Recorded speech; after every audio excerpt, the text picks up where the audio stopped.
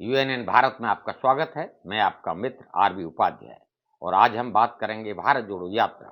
भारत जोड़ो यात्रा जैसे-जैसे मध्य प्रदेश में हम देखेंगे कि भी कांग्रेस वहाँ सत्ता में आई थी, लेकिन बीजेपी ने वहाँ खेल कर दिया और खेल करने के बाद में आज वहाँ बीजेपी सत्ता में है।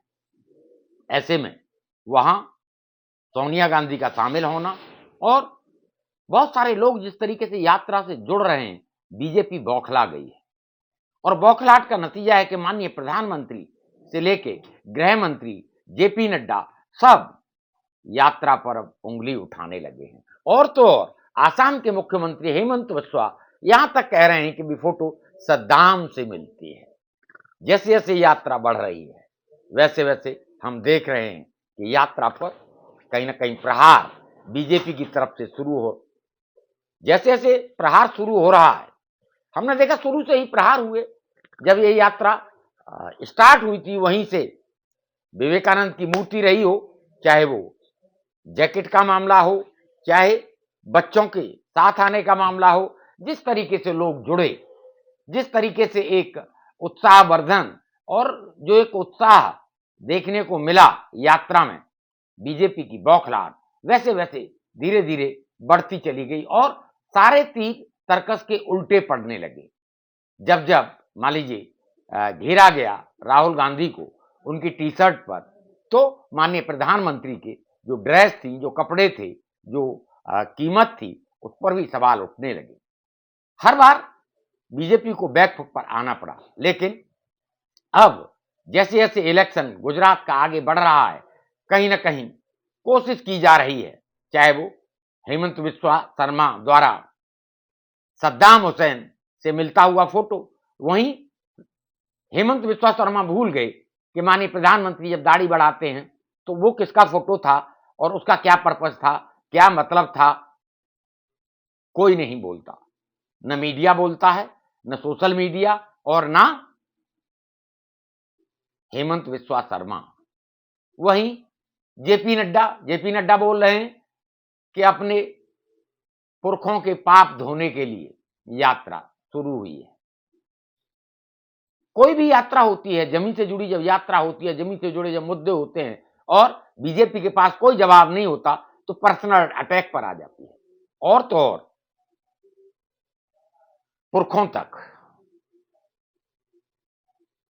ये आप क्या समझते हैं?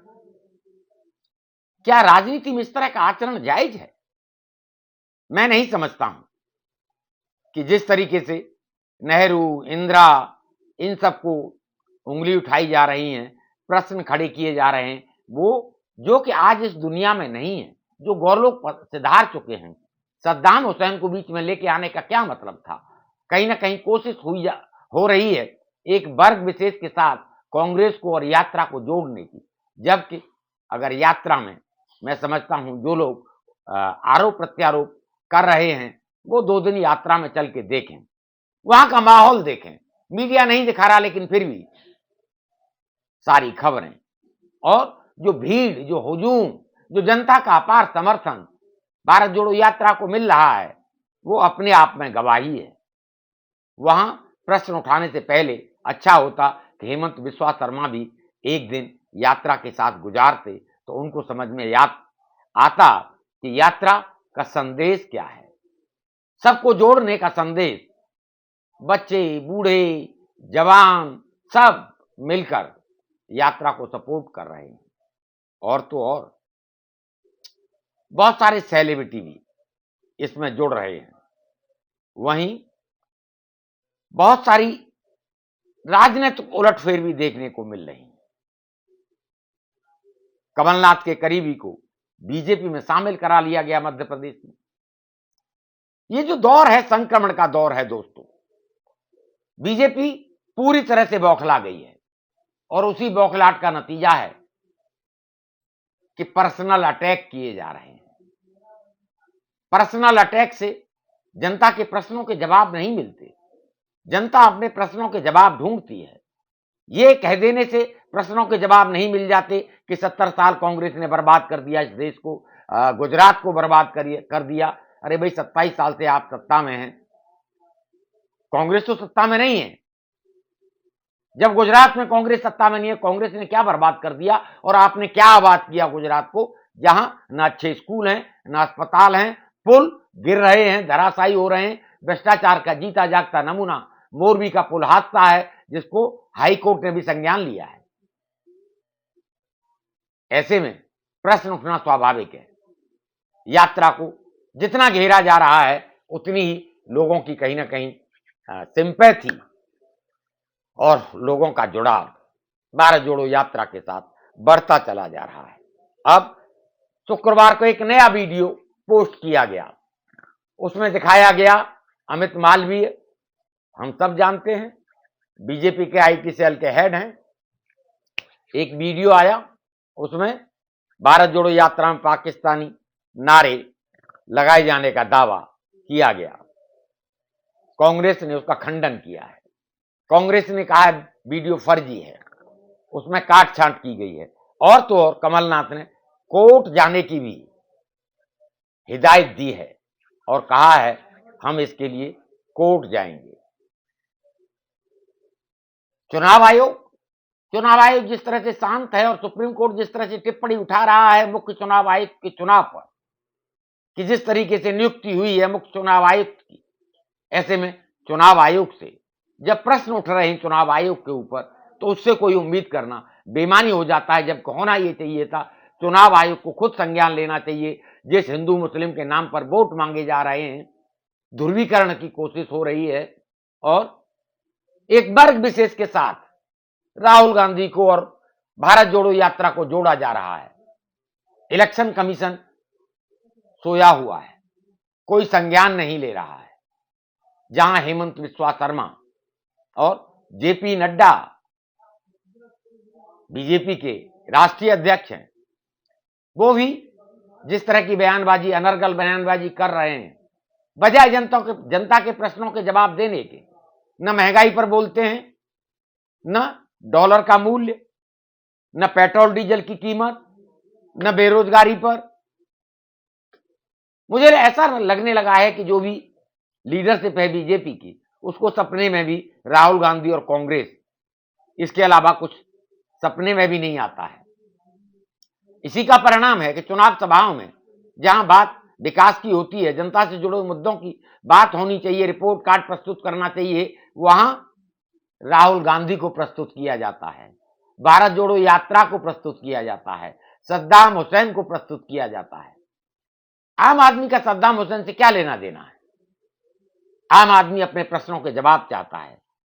गरीब आदमी जानना चाहता है कि स्कूल कब सुधरेंगे गुजरात में, अस्पतालों के हालात कब सुधरेंगे, क्या गारंटी है कि मोरबी जैसा पुल हादसा दोबारा नहीं होगा, और जो पुल हादसा हुआ है उसकी जिम्मेदारी किसकी है, क्या कार्रवाई हुई है उस पर अब तक, जनता जानना चाहती है। वहीं अनर्गल बातें, चाहे जेपी नड्डा हैं, चाहे हेमंत बिस्वा शर्मा हैं या माननीय प्रधानमंत्री हैं, उस फोबिया से नहीं निकल पा रहे हैं। उन्हें डर कांग्रेस का सता रहा है, राहुल गांधी का सता रहा है। राहुल गांधी की भारत जोड़ो यात्रा जिस तरीके से आगे बढ़ रही है, लोग जुड़ रहे हैं, बौखला गई है बीजेपी दोस्तों। और उसी बौखलाहट का नतीजा है कि इस तरह के अनर्गल बयान लगातार आ रहे हैं, लगातार प्रश्न खड़े किए जा रहे हैं, यात्रा को बदनाम करने की कोशिश हो रही है। और जो मीडिया है, वो जो लोग जुड़ रहे हैं, जो हुजूम पैदल चल रहा है, कुछ भी नहीं दिखा रहा। ऐसे में प्रश्न उठना स्वाभाविक है। टीवी चैनल डिबेट करते हैं, सद्दाम हुसैन के चेहरे पर मजाक लगता है, मीडिया भी, और कोई टॉपिक नहीं बचता मीडिया के पास। जो बीजेपी की लीडरशिप बोलती है उस पर डिबेट होना शुरू हो जाती है, चर्चा होना शुरू हो जाती है, चाहे वो टी शर्ट हो, चाहे छोटे बच्चे को गोद में लेने वाला मामला हो। और तो और राजस्थान की विधायक हैं, वो यात्रा में शामिल होती हैं, उसको भी महिलाओं का जहां सम्मान की बात करते हैं, वहां एक विधायक को भी न बख्शना, उस पर भी उंगली उठाना, उसका चरित्र हनन करना। बीजेपी इस हद तक गिर चुकी है जिसकी उम्मीद किसी भी राष्ट्रीय दल से नहीं की जा सकती। आप और हम सब जानते हैं जो हो रहा है, हम सब समझते हैं। इसीलिए मैं बार बार गुजारिश करता हूं, कमेंट्स करिए। आपके कमेंट्स का हमें इंतजार रहता है और आपके कमेंट्स हमारा मार्गदर्शन करते हैं।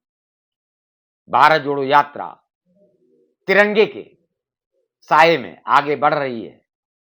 ये कोई राजनीतिक यात्रा नहीं है, ये परिवर्तन की यात्रा है, भारत को जोड़ने की यात्रा है, नफरत खत्म करने की यात्रा है, गंगा जमनी तहजीब को आगे बढ़ाने की यात्रा है। और दोस्तों, हम सबको याद रखना होगा कि अगर ये देश आगे बढ़ेगा तो हम सबके सहयोग से बढ़ेगा।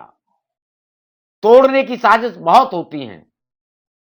पहली बार मैं देख रहा हूं कि विपक्ष या भारत जोड़ो यात्रा जोड़ने की कोशिश कर रही है, जो एक वैमनस्य की खाई बढ़ गई।